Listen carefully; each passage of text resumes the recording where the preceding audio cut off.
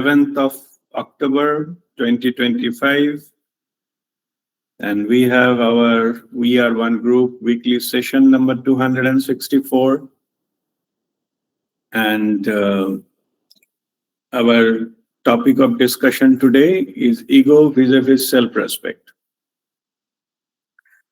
So we will understand today the characteristic difference between ego and self-respect, because some people often confuse that what is my ego and what is my self-respect.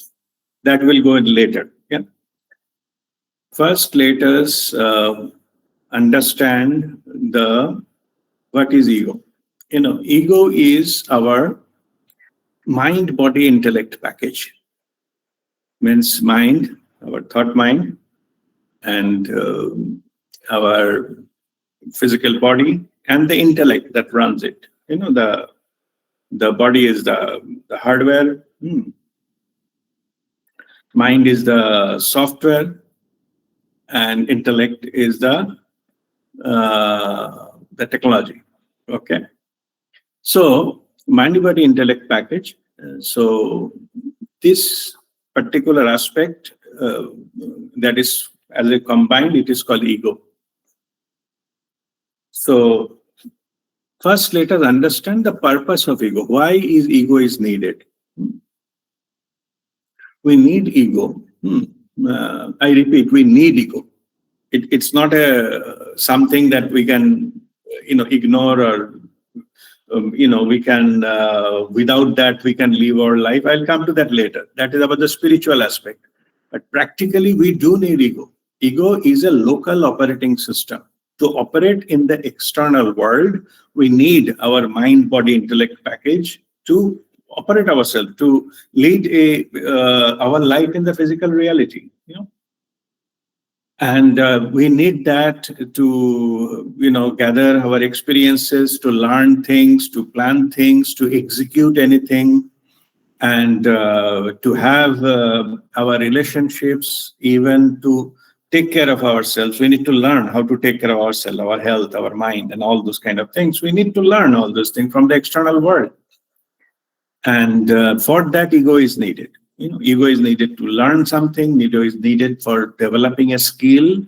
Ego is needed to operate in the external world. Ego is needed for learning relationships, like how we cannot just live alone. We have many things. We have to, work, and we have to earn, and we have to run a family, and we have to, we are a social animal. So to be in the society, we need that kind of communication and understanding and the relationships.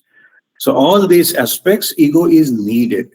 It is a must. Without ego, we cannot operate in the external world. And ego is also needed for scientific exploration, scientific research, scientific quest, and the questions we may have, those are all coming from ego. Yeah, it's like we are having a question, we are curious about something, then based on which we try to search for the answer. Then all these are all the aspects of ego that we need to operate in the external world, because our external world this is depending on these factors, because what we learn, what is our education. When we work, we have to apply this kind of skills, different type of skills we develop through experiences or through education, and then those skills we apply in our professional life, and then we progress.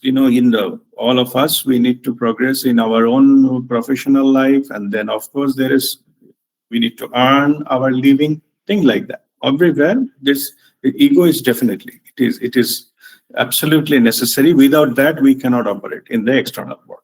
Okay. Even though I was originally the way it is, I have given the topics, the spiritual aspects of the ego has been given later. When I will talk about spirituality But now I think it's better I will discuss it right now so that you can clearly understand the difference the ego role play in the spiritual domain as well. Now let us talk about the spiritual aspects of ego. So just understand this way. So far, whatever I explained about the ego, it is for the external world. Definitely we need it. But when we wanted to connect with our own soul, which is the spirituality, to connect with the soul, the consciousness, and means the being not limited to the external world. We have something, that some energy is running us, our life is there, and there is a purpose of life.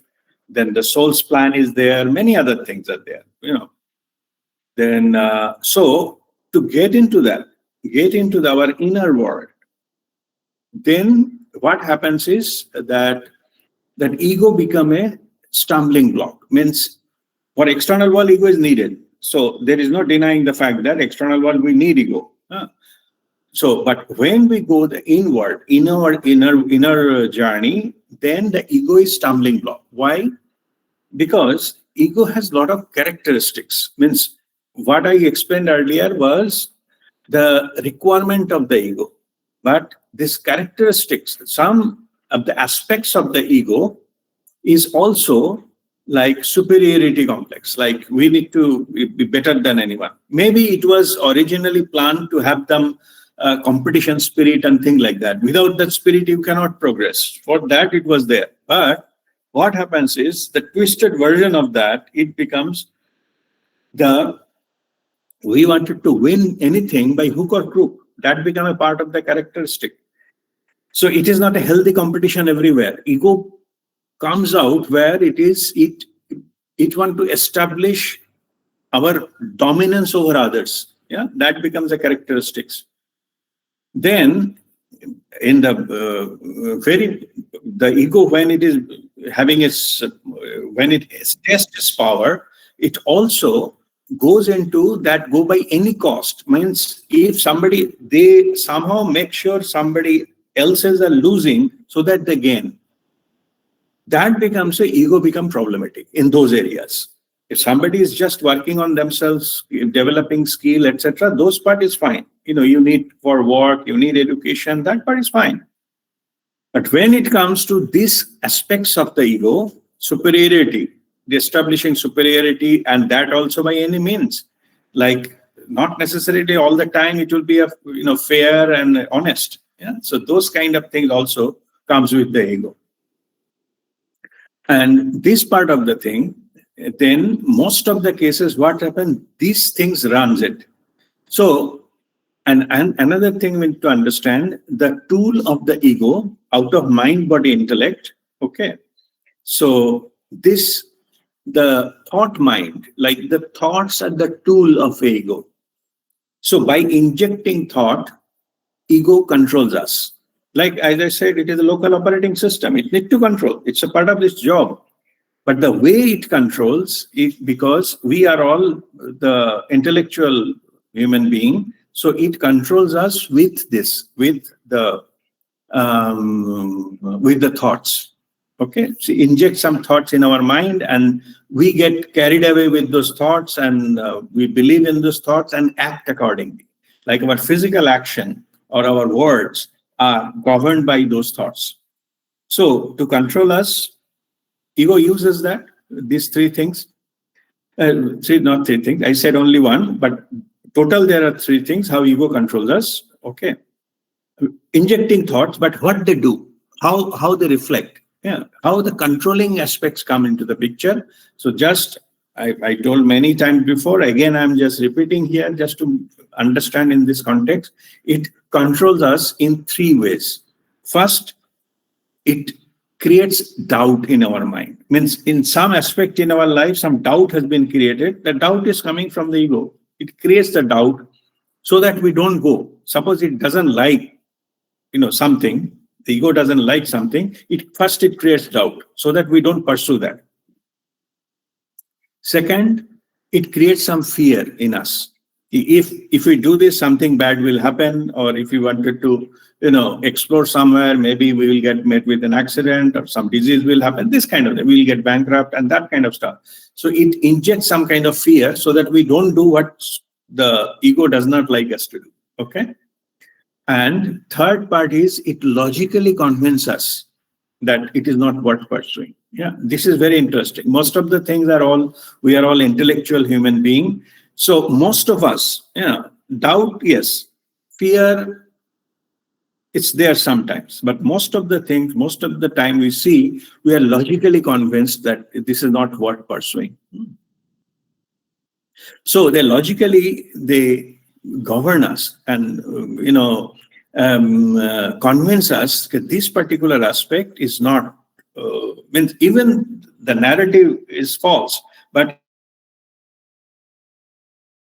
it logically that this is the right thing to do. That is not the way to go. So logically we get convinced. If this thing get repeated many times, then slowly we get unknowingly completely driven by ego without knowing that we are losing our freedom of choice. Yeah? Ego is basically controlling, because ego is controlling the thought.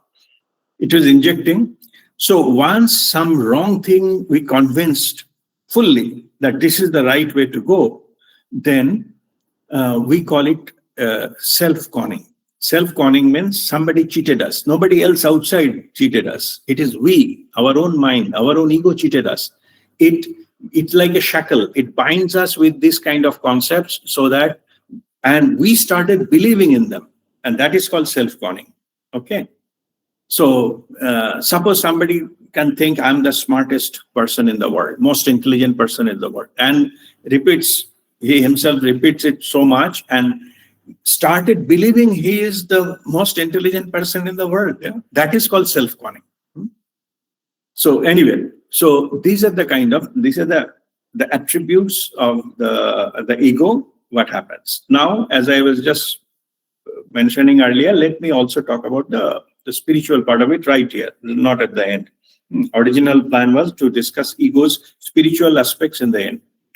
So far it is clear. For external world, we need ego to operate, and part of the parcel.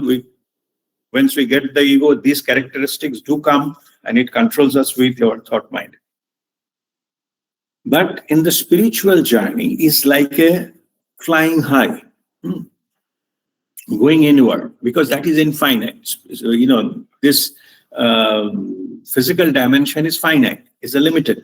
Okay, but spiritual, this is infinite.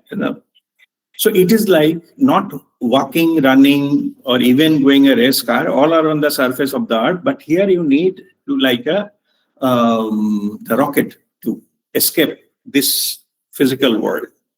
Now, I'm just mentioning one point. It will analogy. You remember it, and it will answer a lot of the questions about the ego. Yeah? Just like in the physical world, our world, the gravity operates. Same way the ego operates. We do need gravity. Yeah, we do need gravity to walk, to run, and things like that. To build anything on planet Earth, on this earth. And we need gravity, and gravity has its own risk. Like we can fall down and all. Ego is also having similar risk. But when you are talking about going above Earth, the flying, then that same gravity is become a problem.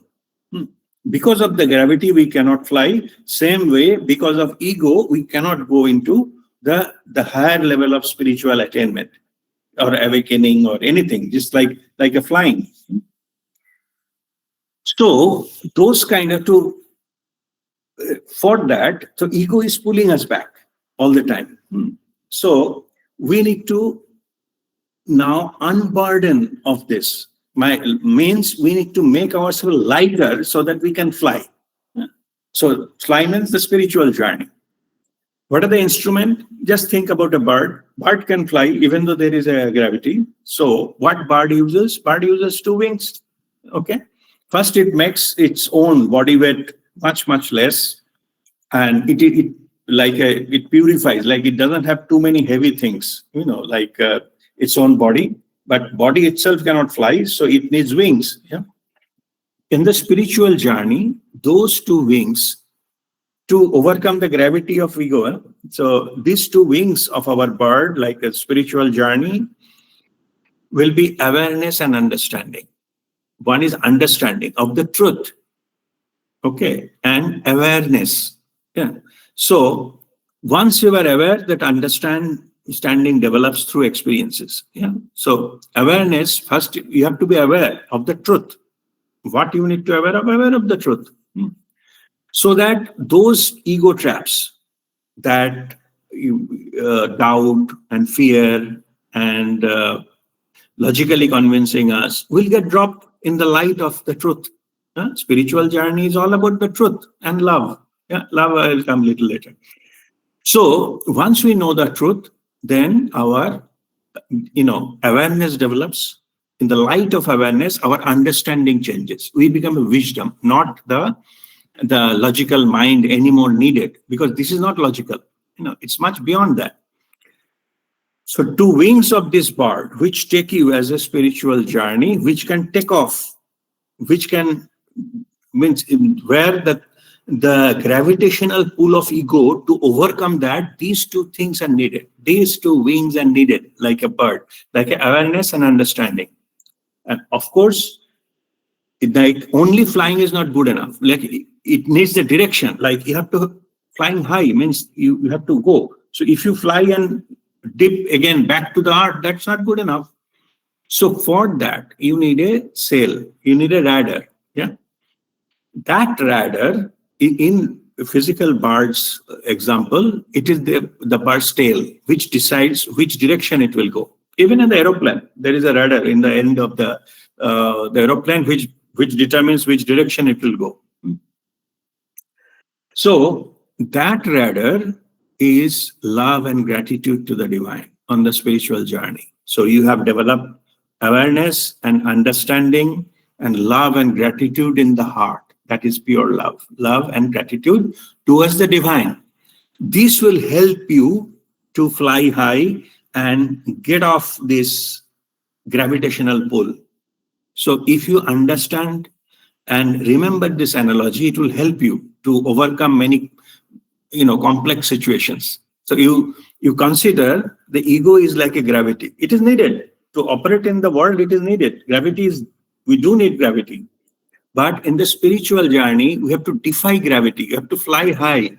And to fly high, first we have to unburden ourselves. We have a lot of burden of karma and all. We are like a bird in the cage. That cage is the karma. Or sometimes it is like a too much comfort, like you are in a golden cage. Yeah. So you are in a,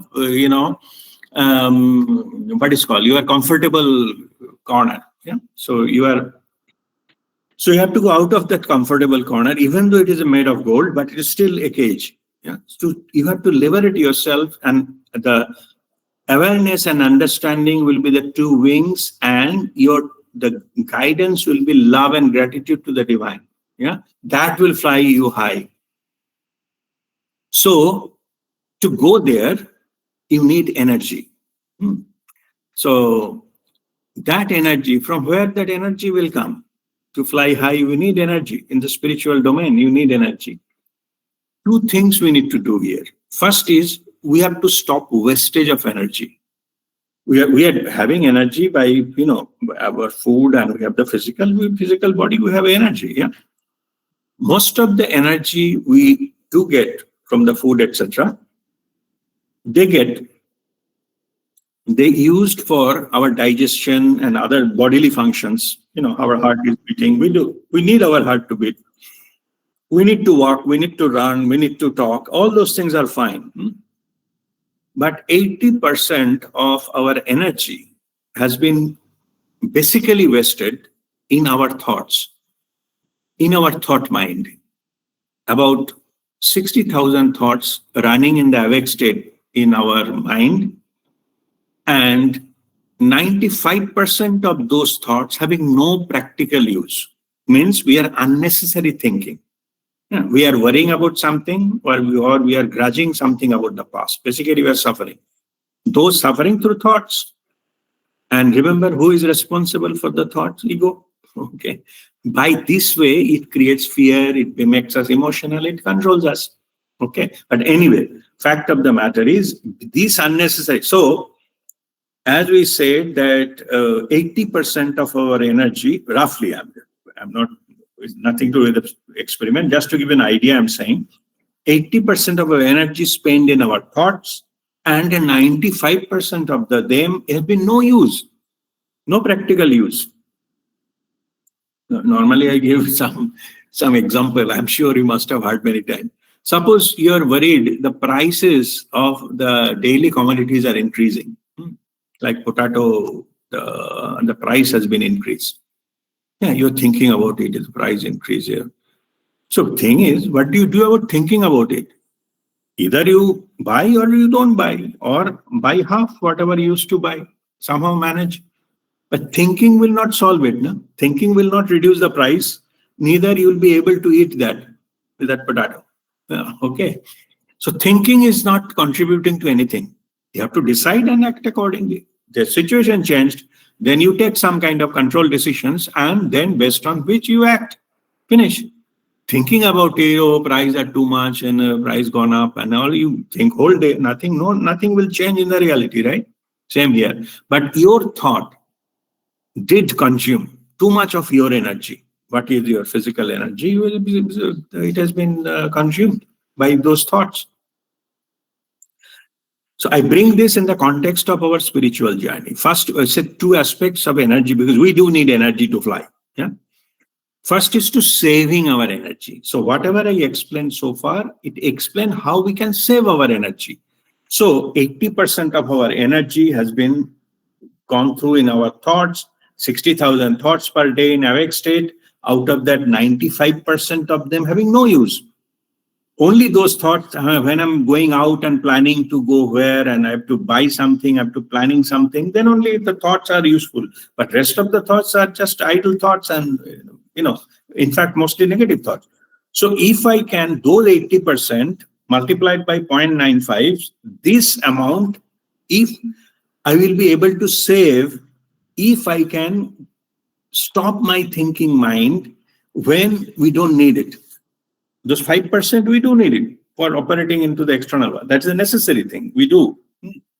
But that 95%, if we can stop thinking of unnecessary thoughts, which have been unproductive thoughts, then we'll save that much amount of energy. And it's a huge amount. Yeah.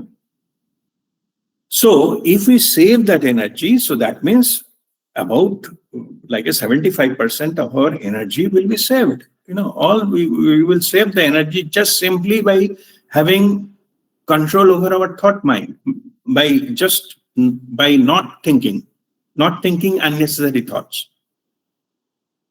This particular aspect exactly done by meditation in the spiritual path.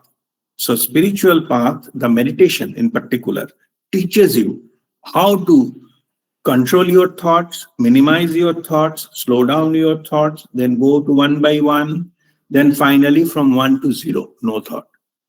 Then 75% of your energy is saved. Your physical energy will be saved there simply by controlling the thoughts. Okay, so that is the first part of it.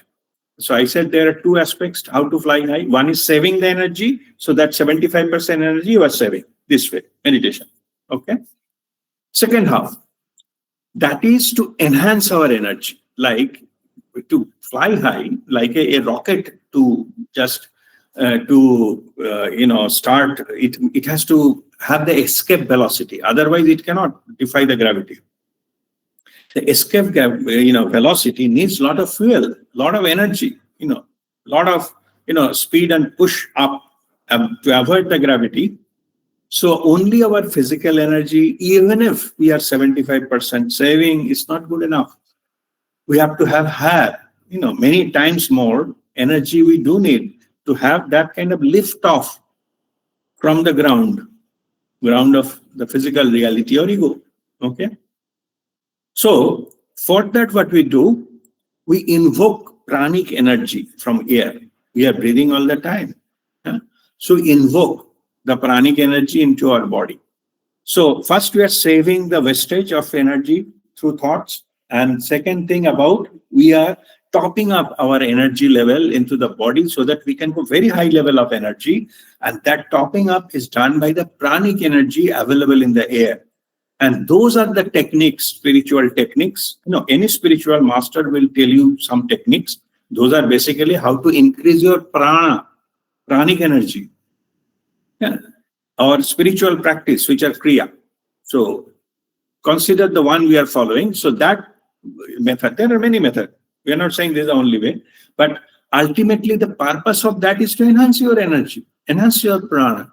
Okay, that enhancement of the prana you don't need for day-to-day operations. You don't need, but you do need to lift off, like to on the surface of the earth, from going from point A to point B. You need a car.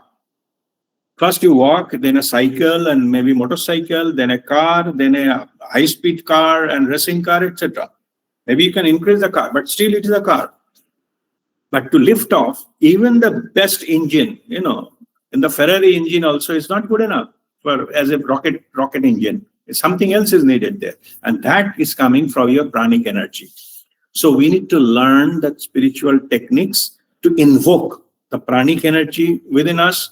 So all our basic needs, first we calm down our mind by meditation, etc. Then we invoke through this by kriya. And then slowly our energy is topping up. Energy goes high. Energy is directly, it expressed as our vibration. So more you get the energy, your vibration goes up. More the vibration goes up, you get lighter and lighter. And then you can fly. Okay. Because you have that energy, you have a lift off. Okay. Now forget about the rocket analogy. In actual example of, in our epic, let's say Ramayana, you can say this symbolism of flying high with your physical body. Consider Lord Hanuman. Okay. How Hanuman can jump from one place from here to Lanka, and then what is called the Parvat, he goes to Himalaya and all by jumping, when flying. So from where he gets the energy? That means he is a Pavan Putra. He gets the energy through air. Yeah? He lifts up, he got his energy high. After you go to a certain level of energy, he will be able to fly, even with your physical body. Okay, that is possible. So I'm just giving that, as you know the story, so it will be easier for you. So it is not only machine can fly, human also can. Yeah, but only thing is, the energy has to go that high, it can defy the gravitational pull.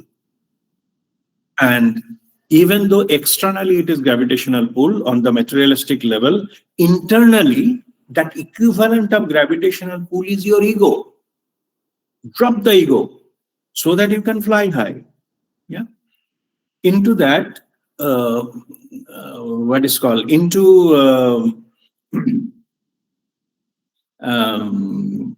many things coming in my mind. Okay, first let us start with some temple. Okay. Many of the places you will see the temple has gone Kal Bhairav, like two Rakshas type of stuff. Their statue or face are there outside the temple entrance, both sides there are things. Huh? Their job is to chew your ego and throw it out, ego, so that you can enter without ego in the temple. When you enter into the temple, the ego has to be kept out, just like we kept out our chappals and sandals and shoes like that. Okay, that is their job, to purify you before you enter. Any higher spiritual domain, we need to go, we need to travel. So then first condition is to purify yourself. And most important purification is dropping your ego. You have to discard. It's like a dirt. You have to discard. There are many higher dimensional places, spiritual places. We can travel, and not we can means everything has the elevation and the level. So it depends upon your own vibration. First condition is to drop the ego completely. Even the traces of ego, you cannot go there. There are many places, higher dimensional places, like a Sambhala and Gyanganj and all those kind of things. Even like the Benares, there is a spiritual Benares. in the higher dimension. So there are many. So to go there, you need to have that kind of vibration, so that when your vibration matches, you enter in that particular domain. But first condition is, to go to that domain, your ego has to be dropped. All the gravitational pull you need to know the skill how to get rid of the gravity. Then only you will enter. Otherwise, with any traces of ego, you will not be able to enter. Okay, as simple as that. So when you drop your ego completely, so most of the thing what the spiritual masters do, they surrender. Like whatever ego, thoughts, words, and actions, like whatever, they surrender voluntarily out of free will. So that those kind of ego, they don't bother. Because with those kind of things, they cannot enter that kind of domain. It's pure domain, spiritual domain. All exist. But those, people with the traces of ego, even they will miss it. They will not be able to. Okay. It needs, as I said, it needs to go a lot of cases, and some of the, as I explained about the temple, and same thing applicable to say something places like Babaji's cave. Not everybody can go there. Okay. Many of you went. That does not mean it is easy. Yeah? There are cases. Many people, they just went for traveling. They searched all the area. They could not get the path. They could not get the cave. They came back. That happened. Yeah. So means if you are not surrendering and you are too much into ego thing, it will simply not happen to you. Yeah? You will get stuck. Maybe whatever be the reason. Your ego will trick you. Your mind will trick you. Maybe you will think, it is, if I go, what is my, isme mera fayda kya hai? What will gain I will have? Or it may be too costly, or it may be the master who is guiding us. Maybe he has some, agenda. Okay. Master doesn't have any agenda whatsoever. Master has got whatever is needed from the human life. He doesn't need anything from you. And truth is, you don't have anything to offer to the master. You already get it. Master actually came down to guide you voluntarily. Okay. Nothing you can give it to the master which is worthful for his or her journey. Okay. It is out of compassion the master came out. But it is your mind, your ego will trap that. So you have to, those who can understand that, these are the something which no wealth in the world can buy. Okay, invaluable, amulya. In Hindi they call amulya. Invaluable. It's opportunity coming. The opportunity one time will stop coming. That's all. Okay, but it's you to recognize, and you have to convert whatever you can offer into that spiritual thing. Love and gratitude is the thing you have to offer. So, but this is one way. Another way is, if you support any pure person's mission or divine mission, then you progress very fast. You get miraculous thing. That means in the bird thing, if the bigger bird, say master, we can take you, lift it up along with the master. You cannot achieve there. It is the master's energy, wings, that take you there. It's all possible. So that's possible. But the thing is, for that you have to drop the ego, you have to surrender, and you have to offer, voluntarily, whatever you have. Let's say Guru Dakshina, like as a thing you are offering.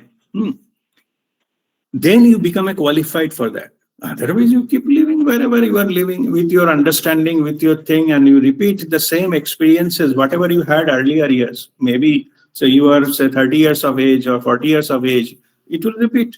Same thing with another 40 years. No issues with that. But these are the opportunity. In our case, Babaji is sending us this opportunity. You have to offer and catch it, and then it will take you higher. So there is no limit there. But here it is a chance it is giving.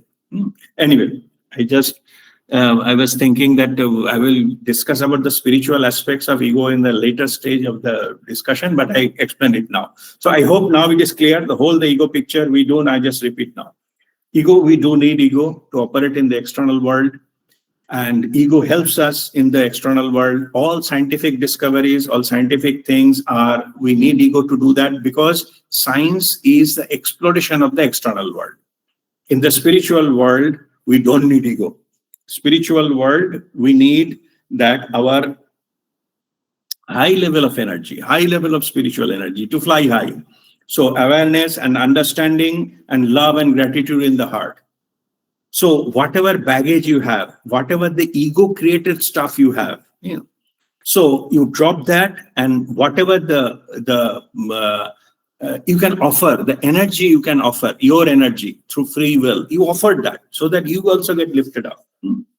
So that's why sometimes it is, say, if suppose any master is conducting any program or something, they call it energy exchange. And that is a very nice word, because you are offering something what you have. Yeah. So that in turn, you are getting the energy. You are getting the energy that the master's energy is like a showering of the rain. It doesn't discriminate between the tree and a blade of grass, or, in this land, that land, in the gutter and mountain, they get the same rain. But the thing is, it is your capacity to accept. That makes the change. Yeah. Otherwise, keep sitting in that and complaining, oh, I don't get this thing. You will never get it. Because you don't come out of that thing, particularly the selfish motive, you have not come out from there. That's why you are missing the point. You are not getting it. The rain is not coming because you are thinking you're putting hand here, that also hand there, some here. You are thinking you will hold the rain. It will not be. Okay. So that is the thing. That is the approach we need to take. That is the value you give, the energy you give. Yeah.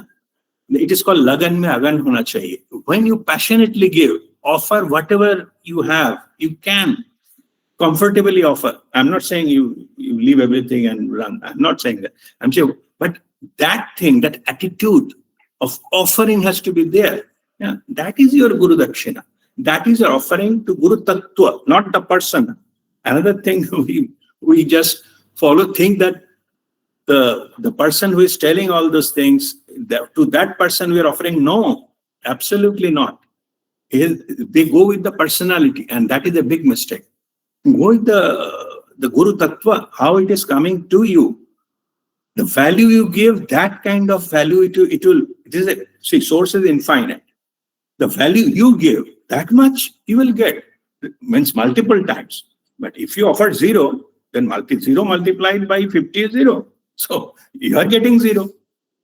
Because when the opportunity came, you didn't act, you didn't offer anything, you didn't do anything. So the offer came and gone. Something like that. Okay. I hope you understand that. And this particular, why, sometimes we behave that way because of our ego. Because ego doesn't want to fly high. Ego knows if you get spiritual, if your energy enhances, means if you sit in a rocket, you will drop even a Ferrari.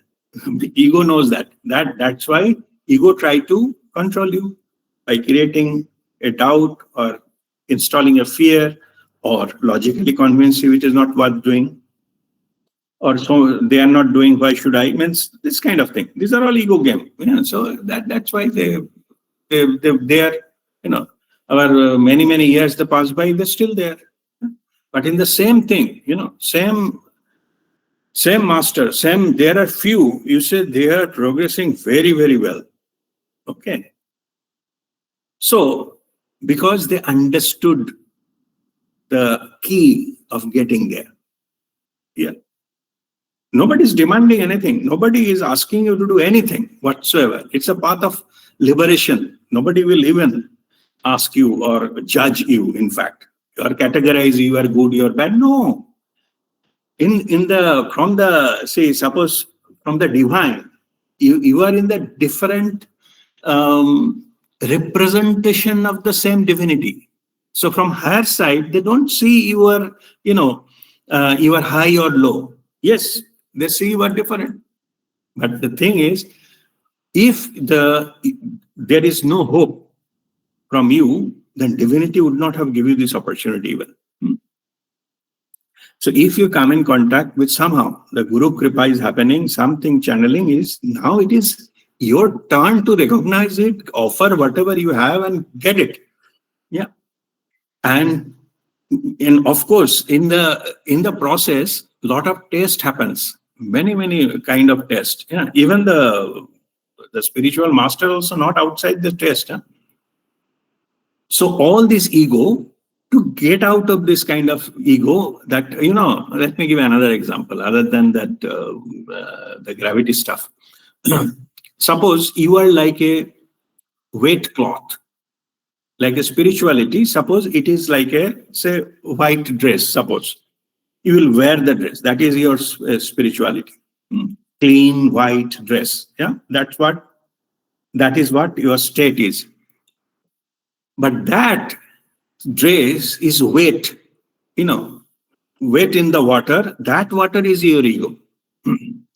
Because it is wet, you cannot wear it properly. The dress you cannot wear. Or maybe it's a dirty word. So there'll be patches and things like that and all those kind of things. So to get the dress proper done, you need dhulai, right? So you need dhulai. So that dress will be beaten up and put multiple times into some more water. And once you get more water, submerge it into more water, then soap and other things, treatments will be there. End of it, it will be squeezed. It will be squeezed like a hell, so that every drop of water goes out of the dress. And now it will be put into the sunlight in the heat. That kind of heat a normal person cannot withstand. Suppose 4 hours into the heat, open sunlight. You cannot stand in the sunlight for the 4 hours. The dress has to, because it has to be purified, that squeezing stuff. So many of you, when you are going through this kind of thing, say, you said, I'm in the spiritual path. Why it is happening to me? Because that squeeze is happening so that every drop of the ego gets out, the water. Yeah. So that you are worth wearing. You become ready to get like a job as a clean, fine dress. And then it will be given on the drying. So whatever the further moisture that particular dress was having, that gets completely dried up. Now, even after that, you need ironing. Okay. High heat of ironing is there to make it dress worthy of wearing. And after that, you wear the dress when it has undergone that process. Okay. So if you start complaining about when the squeeze starts, you start complaining, and consider this case, then you may be kept aside. Suppose you are resisting that squeezing, okay, or resisting that dhulai. You will get dumped into the soil box. Okay, you will never be clean, never be worn. In this case, divinity. You will never able to get into the divinity. You keep complaining about the squeeze, complaining about the water, complaining about the dhulai, and keep lying there. Maybe lying there, maybe some other time something will happen, somebody else will come and try to, give same dhulai, but you are resisting, you are thinking it is a punishment. Why I am getting punished? Nothing will happen. Same as the spiritual process. Okay, the ego need to go. So this is a process to get out of this ego, to get it clean, so that it is worthy, to have its own value. So the dress is worthy of wearing. So this is also another way to understand it. Yeah, but it has to undergo cleaning process. There's no other way. All right. I think even though I was not planning to go all those things, maybe the divine guided me to explain you in this way. So this is all about the ego. Now let me go through the points, whatever I have given in the morning, and see what are the things I have to cover here. What is ego? Why we have ego? How ego operates? Everything is explained. Okay. Now the definition of this self-respect. Now let us talk about a little bit of the self-respect part. So I think we had enough of the ego stuff. Self-respect, first is the definition. So I have the definition. Let me find it out.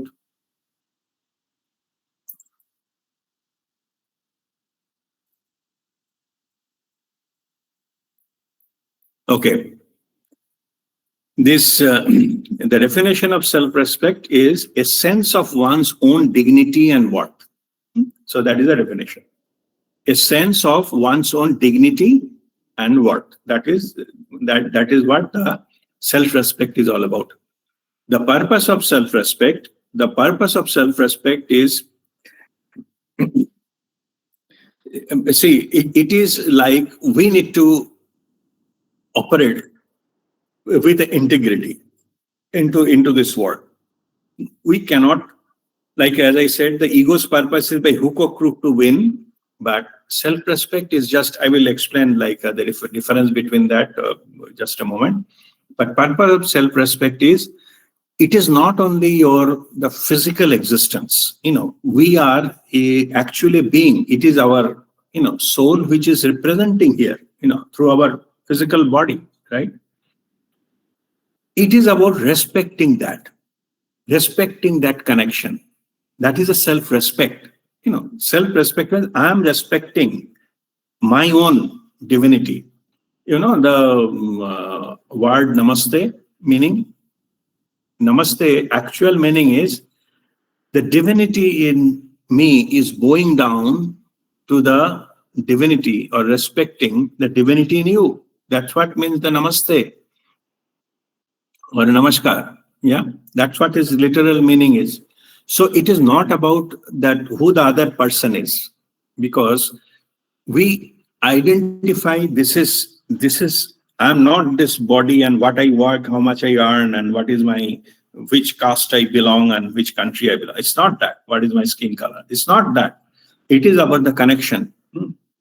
So respect, self-respect is you yourself is respecting that. That's what it means. Yeah, the purpose-wise. You respect that your origin is spiritual. That is what the self-respect is all about. It is not respecting your body or what you have or what you don't have. Yeah. So it is about that. So now let us talk about that difference, the topic what I mentioned, characteristics of ego versus vis-a-vis self-respect, which is our topic of discussion today, the title. So that I have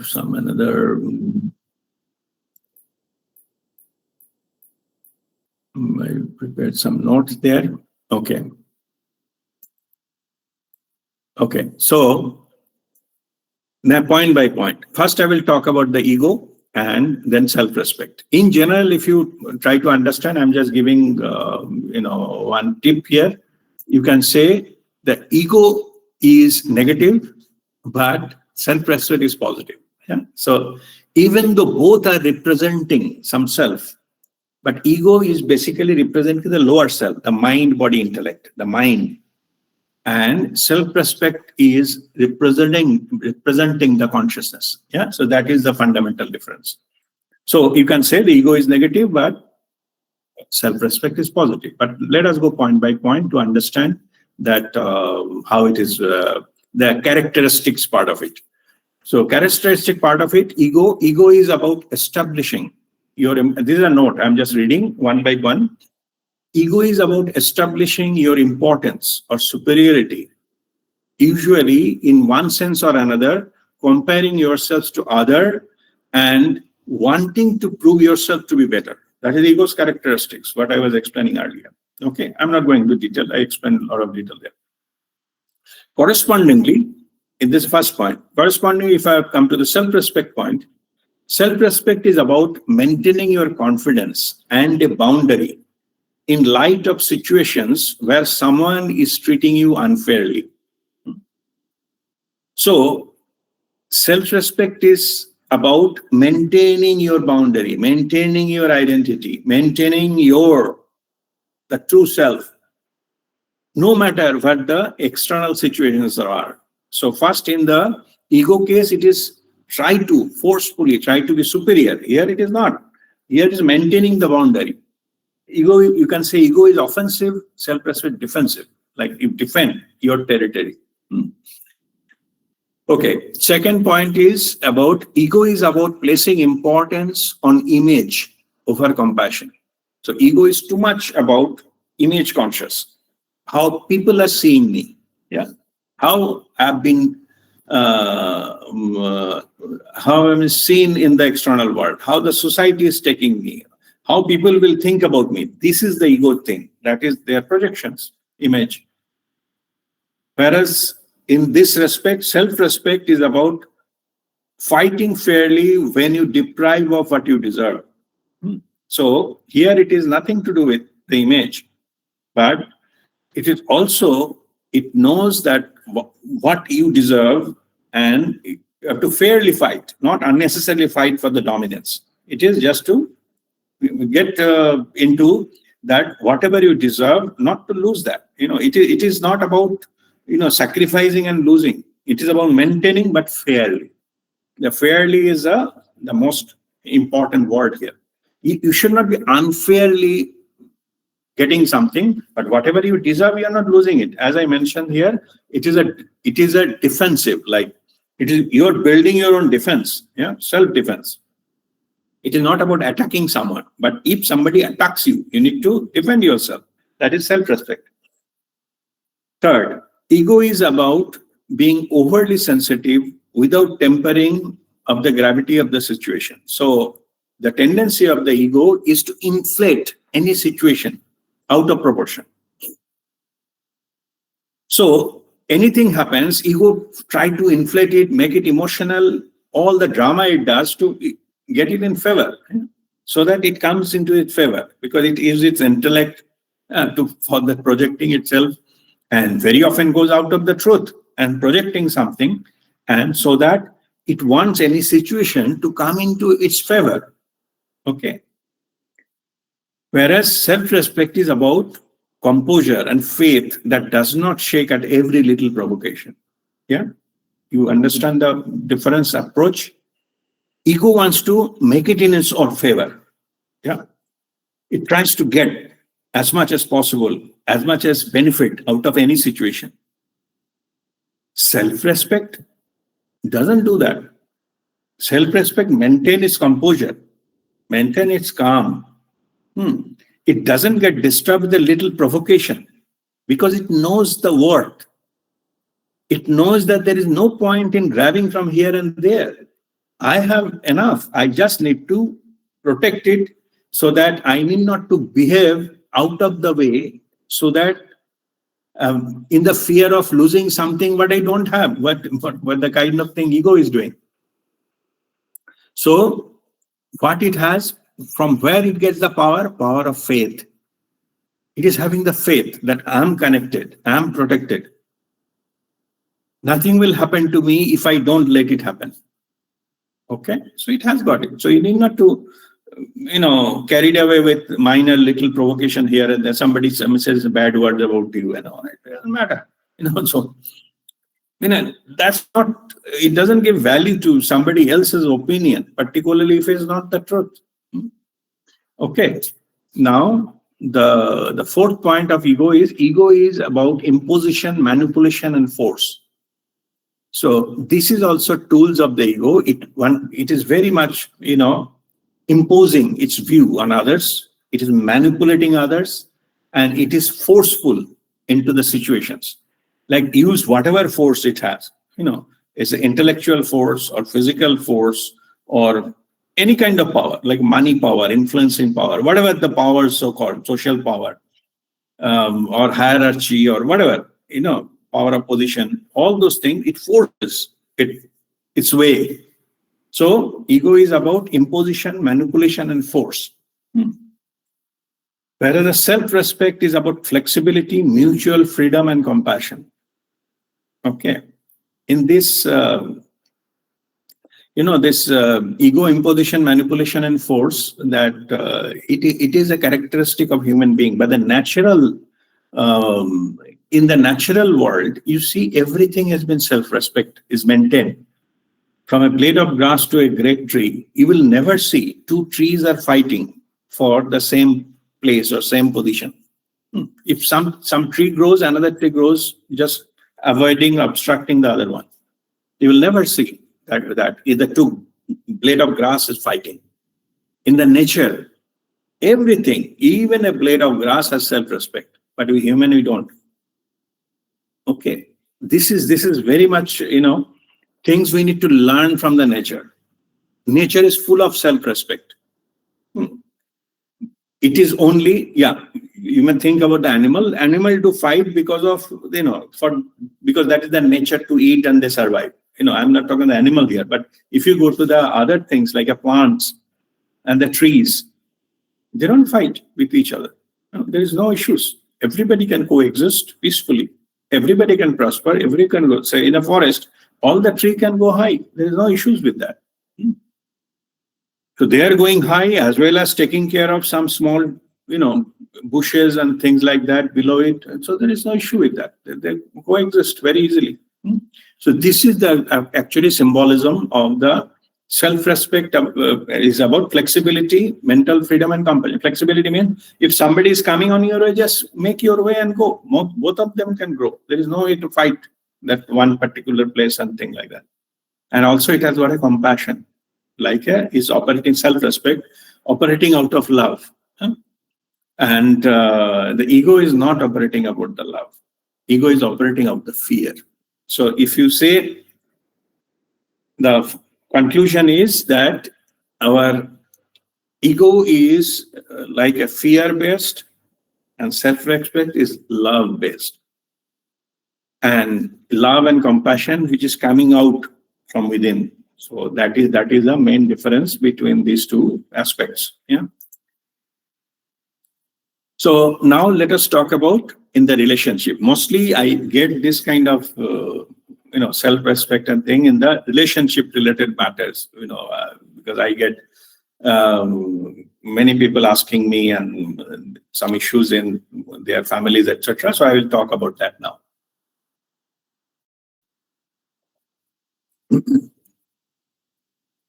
Ego play in the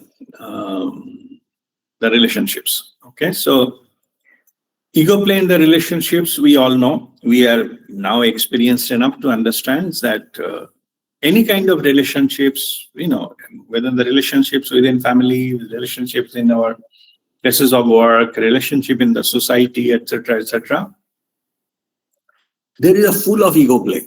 Okay, there are the many people try to establish the characteristic we discussed earlier, superiority. Everybody in the game of making themselves superior and knows better and have more and bigger, greater, on the top and all these kind of things, ideas they pursue. Yeah. So that is about the ego play. Ego plays different way to tell others that I'm better, I'm superior than you, and all those kind of things. Yeah.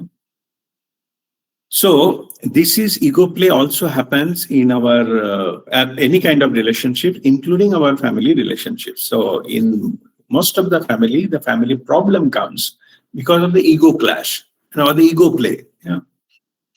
People, they love dominance, they love, so as one of the point I mentioned that ego also uses manipulation. Yeah.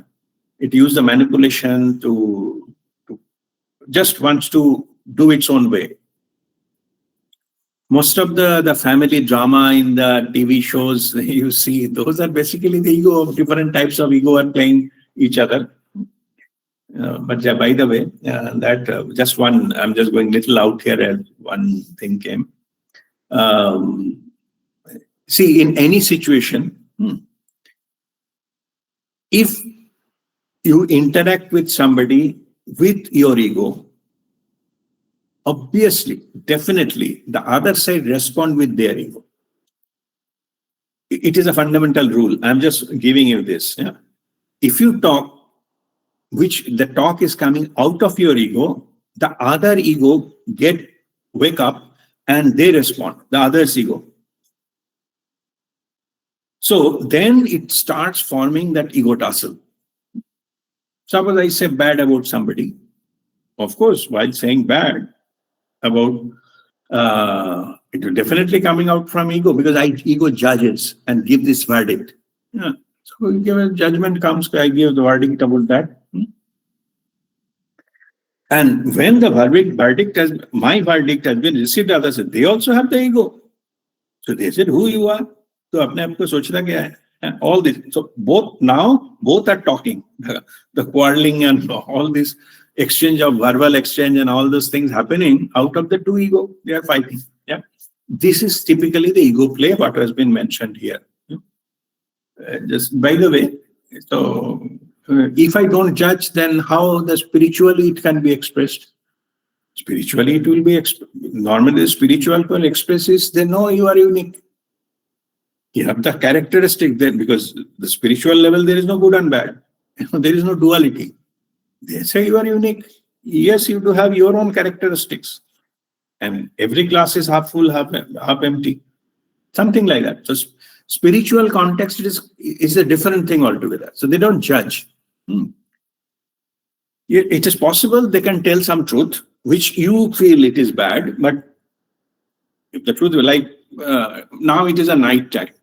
Spiritual, if the person is spiritual, he said, there's no light, it is night now. So am I criticizing the day? No. Okay. But just simply telling the truth. If you take it as a judgment, let it be.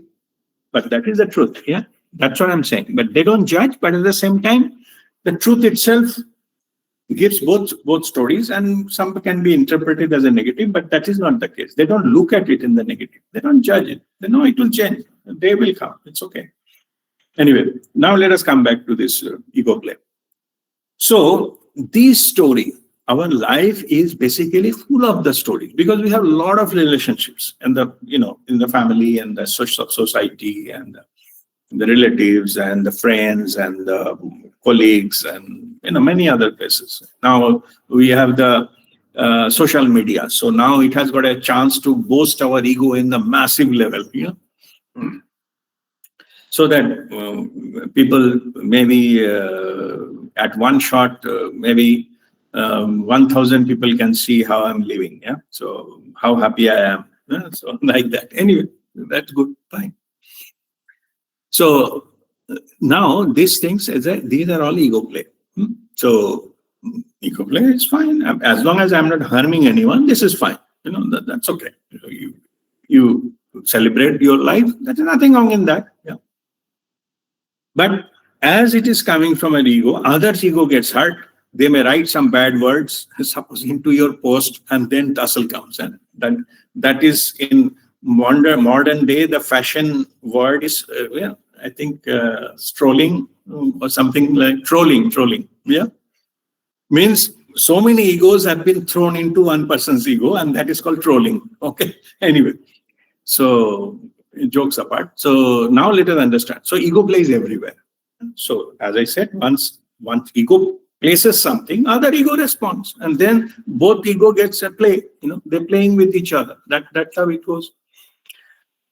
All right. So now that so we understand what is that ego play in the relationships, and now next is when the ego play, it goes to extreme. Particularly now, let us talk about in the family, where the most of the issues come. Family, or the bigger family like relatives, etc. So because friends, it is easy. Maybe some ego tussle has come. I dropped the friend. And in social media terminology, they'll call ghosting. Unfriend or something like that. That is easy. If somebody is not related to me or just a friend, and I can unfriend that person. So you can avoid going further into that, the tussle into that. But if that person is, as in my relatives area, and particularly close relative, I cannot avoid. And this particular case, when the ego play comes, then it raises its own, like a hood, like a snake, and slowly it goes worse and worse. First, it becomes a negative relationship, misunderstanding, and the quarreling. Then further they call abusive relationship, and then further it called toxic relationships. Yeah. Whatever be the reason, practical reason, otherwise, they cannot just move away, or given a chance, they do. That's why there are a lot of things are happening. A lot of divorce rates are getting increased, etc., because of both the parties. They have options, so they move away. So that's okay. I'm not, saying anything about that. What I'm saying is, main reason is not addressed. Okay, going away is easy, if you have option, but main issue is not that. Main issue is the ego hassles, ego troubles and deteriorating relationships. And it as the clap has to have two hands together, so to make the sound. And so even if you go apart, but you don't change the attitude inside you, maybe another hand comes and similar type of problem will be occurring elsewhere also, because the root cause has not been addressed. Anyway, and now this is the ego play, and it is a very difficult to get. If it is a very close relative, as I said, somebody has option, they can the going apart, that's fine. But if they don't, then they suffer in the relationships. And it gets toxic and many other, as I mentioned, it becomes very harm for, all the time. It creates noise and a lot of negativity out of this, and it's not healthy of anyone, or who are others, of my family members also. It will become that becomes an issue. Now, the thing is, next point about that is,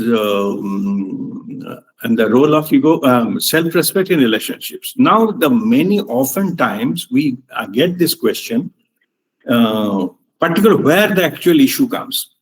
The relationship has been deteriorated. Like, somebody wants to use superiority, suppress others, dominate others, and things like that because of the attitude of this thing. Question is how much you can withstand. Suppose you are a person of what you can withstand, your capacity to absorb this kind of negativity is high, possible. Question is here in this relationship, how much I can sacrifice, or how much I can let go, how much I can accept, how much I can ignore, whatever language you understand. That understanding, whatever you can sacrifice, to maintain the relationship, at least not to break away, and or by choice or by compulsion, whatever, you cannot do that. So where do I stop? Because these some places, that what I'm saying, the toxic relationships and all, the other person particularly in the family, they show the narcissistic behavior. Okay. Narcissistic behavior, it is very difficult because that is a part of their characteristics. It opens up in a certain situation, and of course, like the private area, the narcissistic behavior comes out, and then they try to hurt the others into different ways to maintain their superiority. So question is, where do you stop? Or which would be your stand? And that particular stand is self-respect. You allow something just to given a chance to accommodate and things like that. But when it comes to your self-respect, you always maintain that. But that is not compromisable. This is the advice I'm giving. And that I give when this kind of situation, people come to me. When it is coming to your self-respect, that is no compromise with that. Okay. Particularly this aspect, why people coming to me, then they say, is it not my ego which is saying that? I said, no, this is not your ego. It is your self-respect. This maintaining your own dignity is not your ego. This is a positive way, because you are not harming others. I'm not saying you fight, but you don't allow you don't allow that to somebody to infringe your that area which is defined within your self-respect. So self-respect, no compromise. Okay. So in this respect, so sometimes it may cost the relationship, so that's fine. But self-respect has not to be discounted or offered to maintain something. It will never work. Okay. So now I have some other things collected. Let me see if I have in this. Yeah. Okay. So sometimes what happens is some in the relationships you are there's another complexity comes. Let me explain to you. Somebody is in a toxic relationship, their self-respect is being harmed, and still they cannot move on, or they cannot say anything. They say, I care about the other person. Very common. Yeah. They say, I care about the other person, so that's why I cannot take the extreme stand, or to them that is called extreme stand. But the other party, particularly narcissistic people, taking no stand means in the free hand. Yeah? They increase their whatever atrocities. So in this case, when I say that don't compromise with your self-respect, that means you have to define that boundary, that this is beyond that is not allowed. And how to do that? Up to that, then when you put the boundary, you will see a lot of reactions, like a firework from the other side. Let it be. Don't bother. Let it be whatever with the other firework and all those things. Let it be, but you don't move away from your stand. That is not the time. What I'm saying is basically that is not the time to show you care. You care internally. This place, I advise, use the spirituality. Spirituality means you are not caring in the physical level. You connect in the soul level. Everybody is a pure form in the soul level. You connect there. Yeah. My own in the personal life, my brother doesn't keep any relationship with me, not even come to my mother's funeral and all those kind of things. But I don't allow him to cross my self-respect boundary. Yeah. I said, okay, fine. It is yours. So it is what that I disconnect and the physical level. Like I have no connection, no words, nothing. It's okay. Yeah. I have to show that I don't care to my brother, that I don't care. I have to show that, because otherwise this kind of communication and fighting with him and things, it will spoil it will spoil my day and spoil my state of mind, peace of mind. But at the soul level, you are available, all of us. So you can go and contact into the soul level, and you're still the loving and all those things you establish there.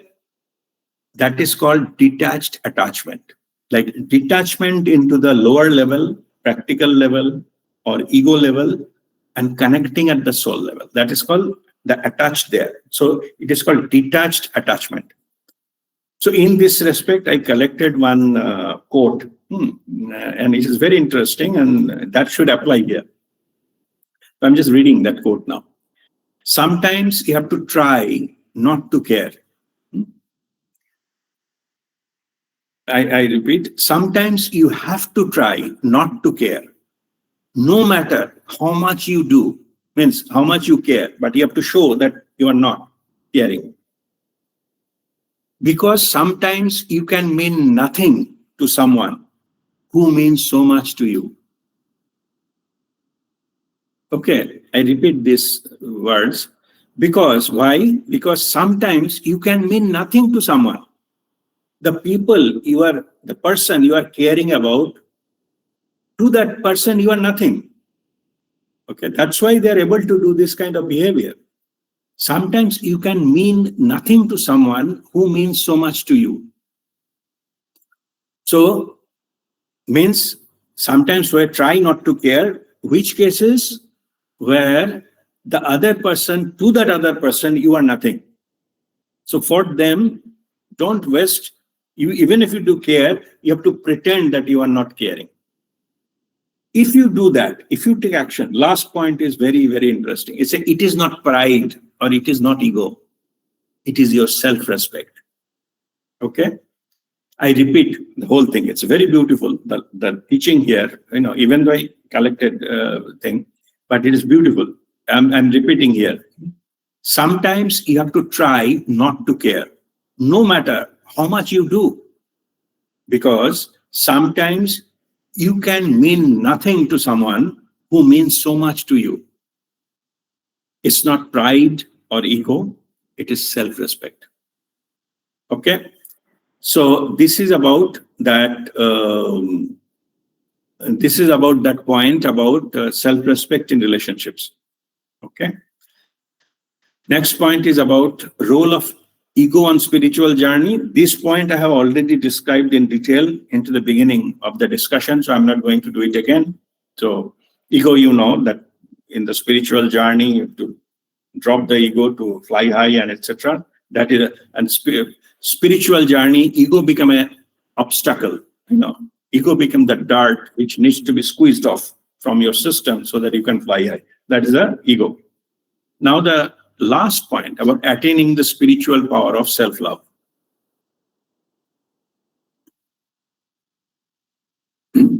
So self-respect is coming from where?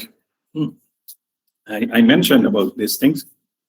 To do all these things, whatever I just read that quotation and things like that. So that needs power. It's not easy, okay, to get into that mode. So from where all this power is coming? That power is your self-love. We have the separate session on the self-love. Self-love is love to your higher self, the soul, the consciousness, your being, your self-respect. I was mentioning about the, there is a self-respect, and again the what is called definition of self-respect is a sense of one's own dignity and worth. Dignity and worth, to that sense is coming from where? That sense is coming out of your self-love. In fact, if you now I'm giving the spiritual understanding of the self-respect business, how the self-respect is breached, how somebody's self-respect they cannot defend because they don't love themselves enough. They're self-criticize, that is also another phenomena that we also, like a self-conning is the other end, like we con ourselves to better. Sometimes we criticize ourselves internally. We feel we are not worth it. We feel that because of whatsoever, the external events and all those things, what other people told me about myself, etc., we also don't respect our own, our own self. Sometimes we tell to ourselves, ये बंदा जिधर भी जाता है ना कुछ गड़बड़ करके आता है. We tell ourselves, nobody, I cannot keep any relationship, I cannot keep my jobs, I cannot earn enough money, and all this self-criticism is there. And these are the expression. And those things, those kind of self-talk, it reduces your self-respect, self-worth. So if you have to maintain a healthy relationship with others, now I'm not talking about others, maybe somebody worse, but to stand on your position or your self-respect, first you have to respect yourself. Otherwise, how do you expect that somebody else will respect?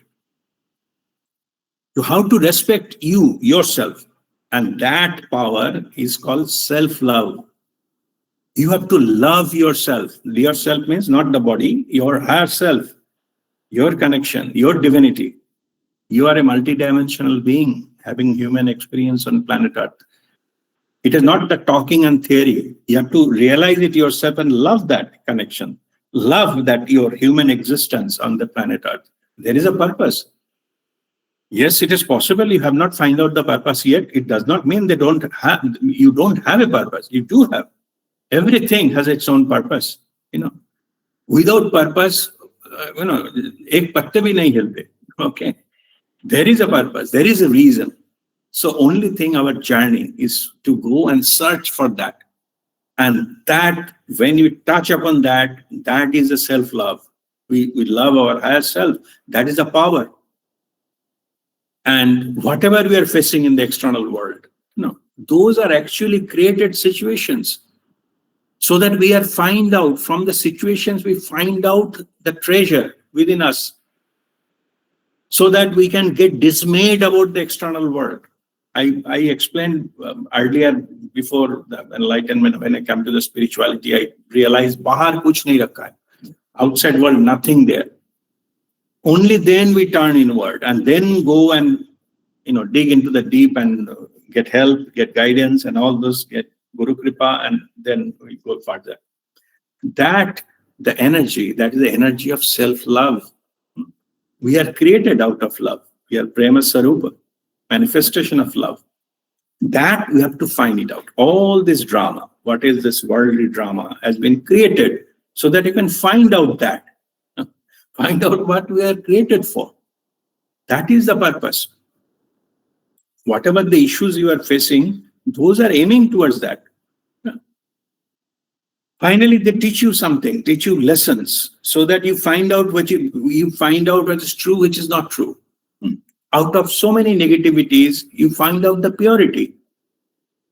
These are not, if you have carried away with those negativities, suppose it's very tough, everybody is doing negative things, so I also start taking bribe, and gone. Means that opportunity of life to purify yourself is gone. You become one of them. Okay.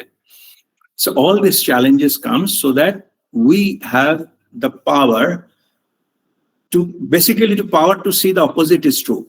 Means when we see the negativity, when we see injustice, when we see unfairness, when we see the ego tussle, we see the power play and all those things. From there, we understand this is not what I am. When you know that you are not this, neti. You are not this, not that. Even to the higher level, you are not the body, you are not the mind, not the ego, nothing. That you find out your purity. That purity you love. Because it is made of love. There's no other thing can happen with that. It gives you tremendous power. Okay. And whatever the problems you have, you already have the gifted power to address them. Only have to unlock that power. Yeah, Amarjyoti ji says that nobody has given any problem without giving the power to solve it to start with. Okay? Means you are facing, no matter what level of problem you are facing, definitely you have the power to overcome it, to learn from it, to purify from it. No matter how life is squeezing you hard, the cloth example, you understand that squeeze is ultimately now leading to getting it dry and getting ironed and getting fit to have its highest value, to become a wonderful dress, to meet its purpose. Squeezing is not the purpose. It's getting ready so that your purpose of life is served. So don't complain about it. Just undergo to the best of it. As Amarjyoti says, you do have a power to withstand the squeeze, no matter how hard the squeeze is. No matter how others are not getting through. Doesn't matter. It is your journey. Okay. Don't bother. Everybody will get their own turn to do it. Yeah. So in this way, you will undergo this kind of things and come out to the other end in the pure. Like when the diamond has been made, the highest value diamond undergo highest number of treatments and hard treatments, cutting, grinding, heating, cooling, and whatnot. Then only the actual value of diamond comes out. Same here. So the power to go into that in our human journey is the self-love. So this self-love, already we have it, but you have to remove the dust of ego, dust of misunderstanding, dust of complaining, and all this kind of stuff. Then your true value comes up. Then you just lit like a lamp. Then you need to advertise that. Like a sun, you need to advertise, I have a lamp, I have a light and all this come to me. Everybody will get benefited and they will be appreciated. So when you open with the self-love, then you be love. Hence, you be the light. Then others will get guidance already. You need to do anything. You need to give, share anything. Like giving light, sun doesn't lose anything. But many people is getting many things. Yeah. So your life will be like that. Your life, you are not losing anything whatsoever. You are just be your light. And from that, your love, your people are getting it by induction. And then they got benefited. Their life also improves. You are losing nothing. Yeah? And that serves the purpose, because that is a divine purpose. You are born as a human being.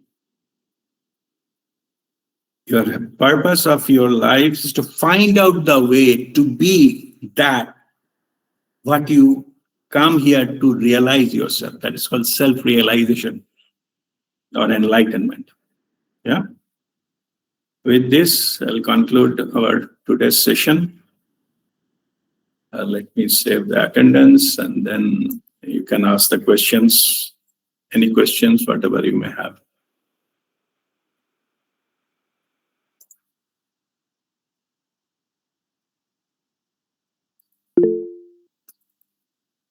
Let me save first.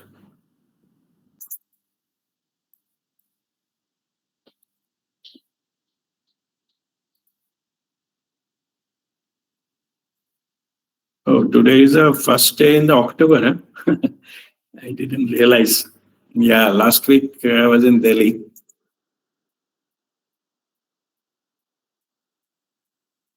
So I have to make a new folder for October. And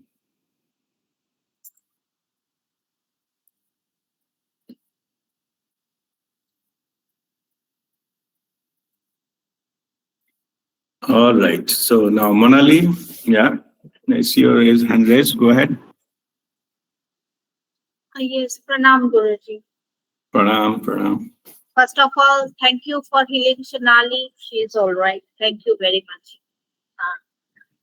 Secondly, Guruji, the ego annihilation technique I do before. Chetali also told me that you do it before meditation. So I do it before meditation. That ego annihilation is required for ego annihilation to our spiritual power, not for the outer world, because for outer world we need some ego to operate, like you said. Yeah, but the thing is, see, ego will be anywhere there. You need not to bother. For the external world, I'm saying, it will be there. It is ego annihilation does not mean you're losing it completely. Only you're developing the power to choose. Means normally, even if I wish, we cannot get out of our ego. Ego annihilation means you get the power to you switch on and switch off power.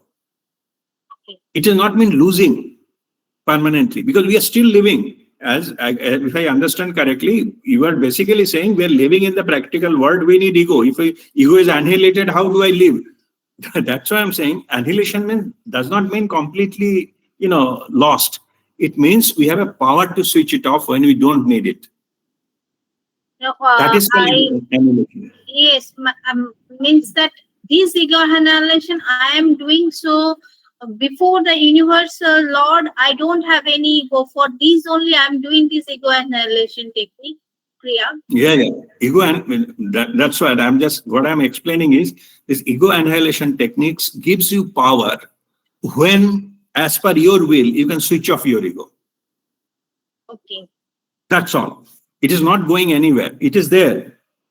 But earlier you didn't have a power to switch off. Now you have the power, yes, because you are doing the ego annihilation practices.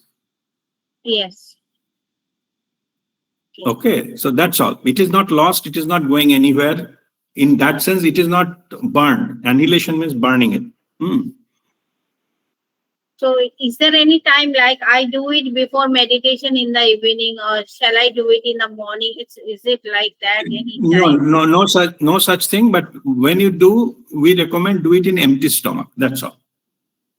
Yeah. Yeah. Yes, that I do. Otherwise, timing by anytime. Anytime you can do. I need to keep empty stomach. Yes. Thank you very much. Okay. God bless you. Yes, Supratim.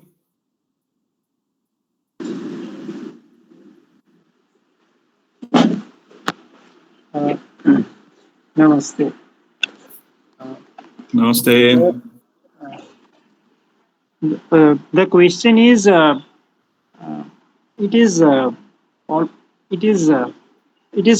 probably requires a lot of practice to switch from ego to self-respect and back to ego, and not have a mix of both at the same point of time, from my own understanding, Correct. limited understanding, and Mhm. without having any such practice of even being aware of in which is my dominant mode at that moment. Is it ego or is it self-respect? Even to know that, to be aware of that also is not something I can practice. How do I practice is the question.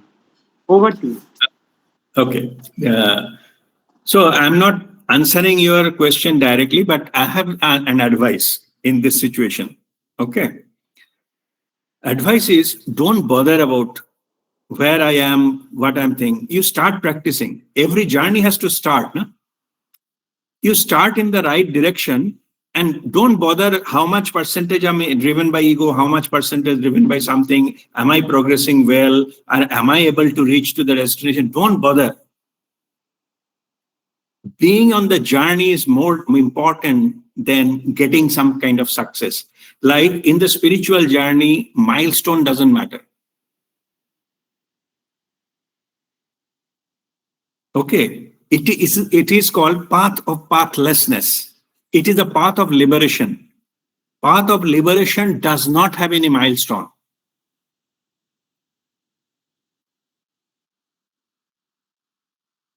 Okay. So Clear. just keep walking. You will be given guidance.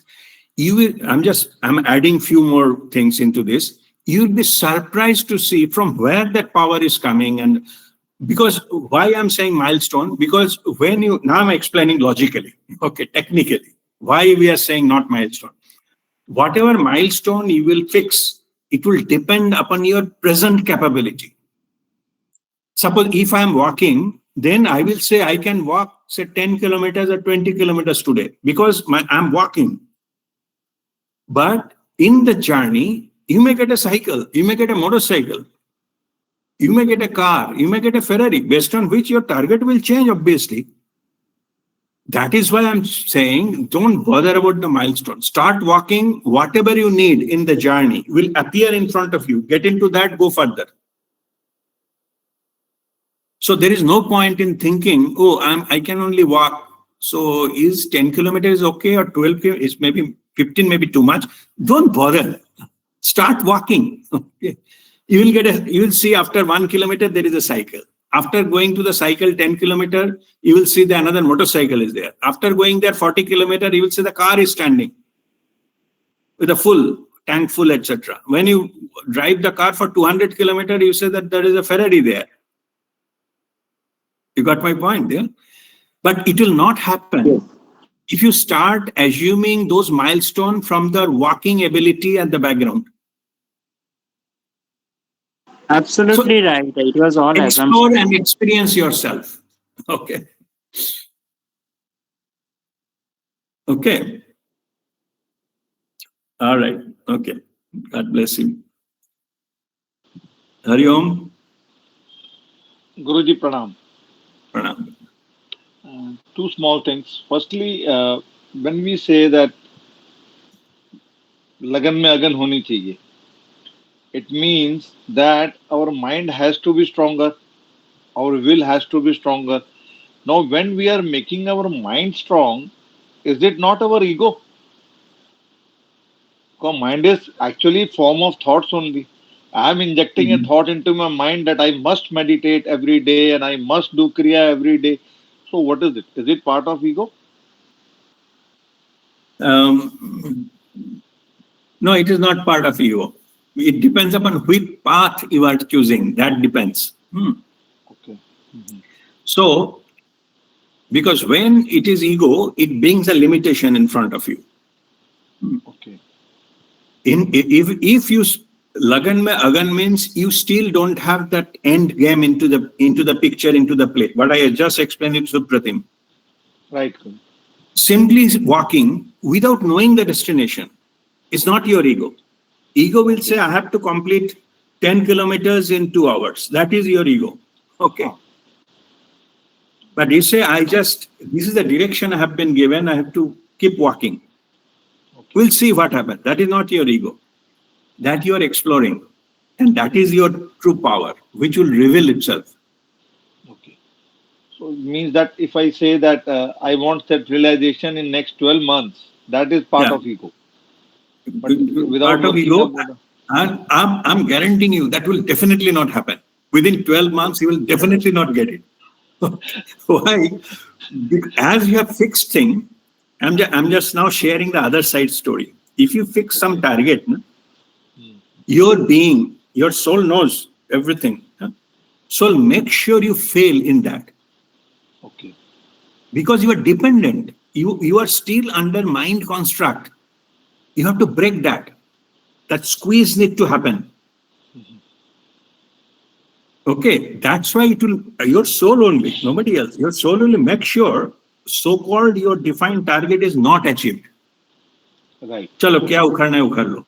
That is a kind of thing. Right. So that ultimately you got fed up and dropped the idea of this kind of stuff. Right. Then you are liberated. Okay.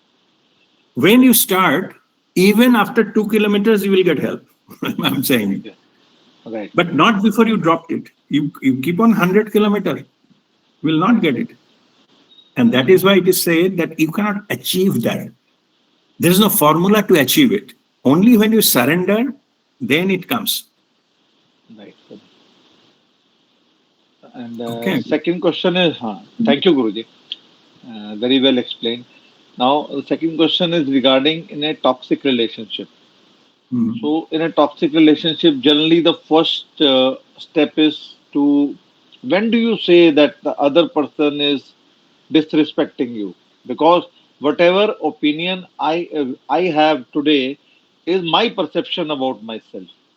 Yeah. So, when somebody hurts that picture, then we say that he is hurting me in the egoistic my ego, or it is my self-respect.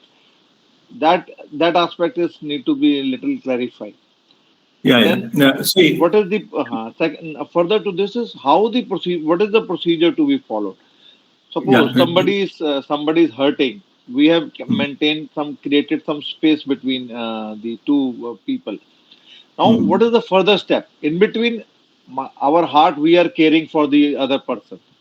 Then, Mhm. what is the solution for that? Do we only pray for them, or what is it? That is, these are Yeah. two aspects. No, that's right. See, to give you the direct answer, there is no fixed formula. It Correct. case to case basis. Yeah, there is no Right. formula. Anji. Okay. There is means you will based on the gravity of the situation, you understand that which actually strategy will apply. Okay. Okay, like let me take little bit example of that Mahabharata. Okay, Anji. the Mahabharata, the actual fight has not gone in the first step. Yeah, Correct. first they came and asking their right, give us our thing back because we completed 14 years in Banvas and all this kind of stuff. Yeah, so give us thing Correct. back. That was the thing they didn't. Then Krishna went and asked Duryodhan and said, give 5 villages. Eh? We're happy with it. So they bargained it, reduced it to something which can be, they thought that they will agree with it. 5 village ka kya hai? Then Duryodhan said that,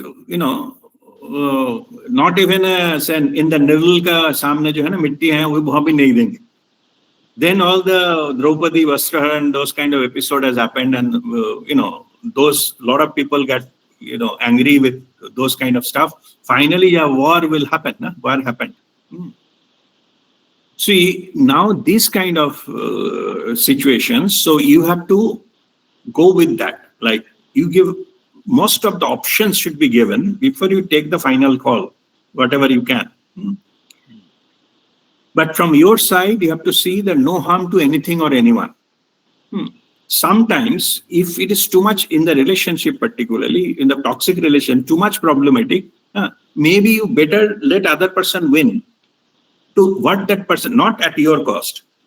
I'm saying give them whatever they wanted to do and you just withdraw your claim, and that may be the best strategy to get out of it. I think there is the quote, I think Churchill or somebody has said, don't fight with a pig. Okay, not that you will get dirty because pig, they live in the mud. No? Correct, Yeah, Guru. if you fight with a pig, then it is not that you will get dirty, means you have to get thrown into the mud. Yeah. Not only that you will get dirty, the pig will like that too. Pig likes that you go and wrestle with that pig. Yeah? That's what they like. But if you say you let go, I said you take it. I don't want to be there. You are into the ditch, you be there. Okay. You don't claim, I don't need your ditch. You go and stay there. So that's what I'm saying. Case to case basis, we have to say it's not, there is no such thing called formula. Okay. Sometimes, basically, to retain your self-respect, you have to so-called give away something. Give it to the gift. If you do give the gift, you will get from the other sources, like a divine will give it back to you, but not the same person.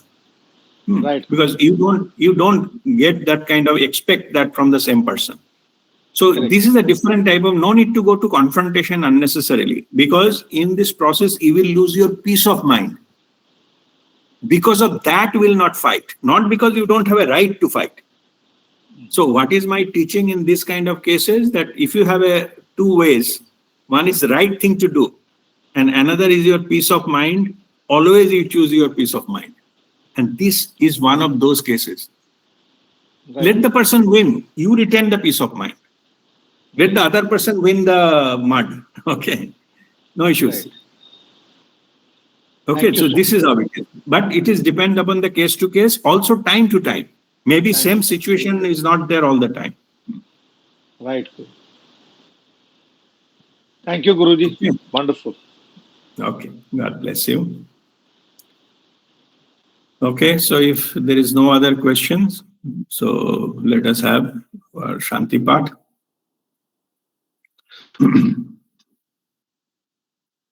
Oh.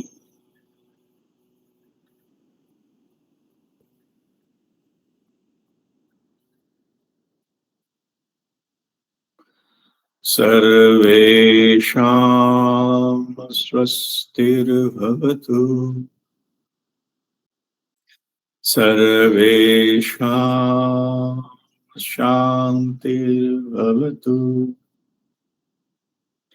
Sarvesham purnam bhavatu.